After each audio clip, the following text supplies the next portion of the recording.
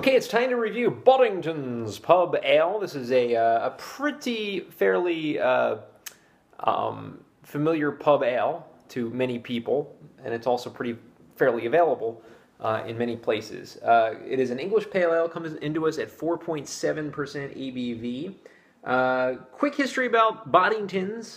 The Boddingtons Brewery was founded in 1853 by Henry Boddington in Manchester, England.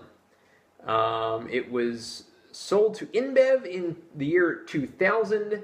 When it first opened up, it was best known for Boddington's Bitter, one of the first beers to be packaged in a can with a widget.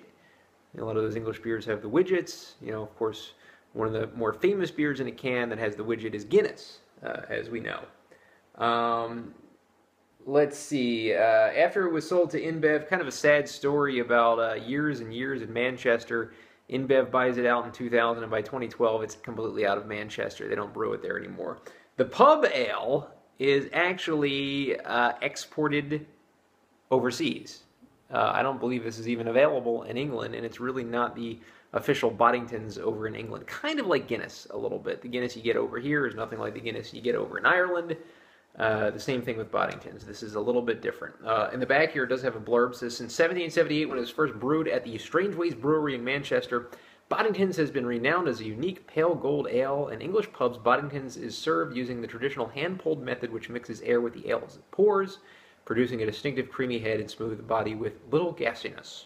Ordinary packaged ale cannot match this quality, but the new draft flow, copyright, system does. By releasing millions of tiny bubbles when open, draft flow cans give the creamy head an authentic, fresh taste of Boddington's Pub Ale.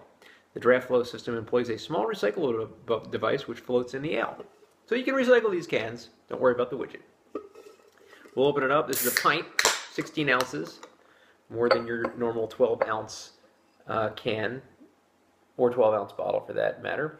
And as we pour in, we see that creamy, thick head just really wafting up this Guinness pint glass. Really creamy. Basically getting no gold color so far in the first pour. It is all froth.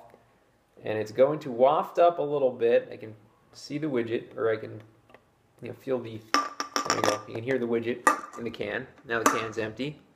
And it is slowly giving way to that golden color. It's a good-looking beer. It really is. The English and the Irish really know how to make a beer look really good with a creamy head. And now it's completely formed, as you can see. Really cool method as to how that works. And it is Boddington's Pub Ale. There it is. There's the commercial appearance of it. Beautiful head, as I mentioned, about 2 fingers or so. Let's get the aroma now of Boddington's Pub Ale. This is an English pale ale, so I'm not expecting... Yeah, kind of just getting barley hops, a little bit of maltiness.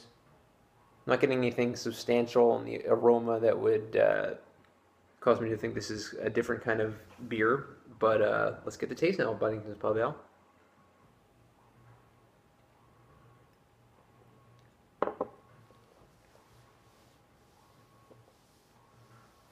Very creamy kind of taste to this beer. The head, as creamy as the head looks, it tastes creamy too.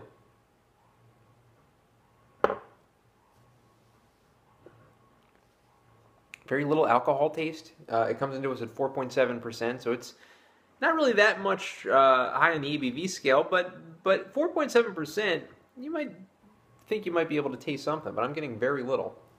A lot of creaminess. A little bit of bready tone to the taste.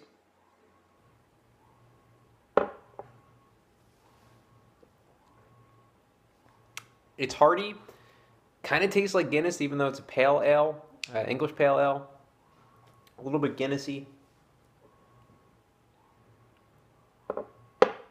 Which is one of the more creamy tasting, watery kind of beers you're going to have. Kind of reminds me of your Irish dry stout in a way. Like a Guinness. Tough beer to kind of rank, to kind of rate, given the style. I haven't really had too many English pale ales. I think I might have had a Sam Adams something or other stock ale that was technically an English pale ale. I forget what I rated that. It's been so long. I'm going to go ahead and give Boddington's Pub Ale, I'll give it a 7 out of 10. It's a decent beer. It has a great look to it. Good style to it, like the widget idea. I think it looks is where it basically is most impressive for me. Aroma, just nothing to write home about. Not expecting too much from the aroma. Creaminess and just watered down. I would say it's a watered down kind of taste, and I don't know if that is standard with Boddingtons or if that's just the Boddingtons that I have that was produced by InBev and sent to me in the USA. I don't know. It could be different overseas. That said, 7 out of 10 for Boddington's Pub Ale. Get it anywhere, basically.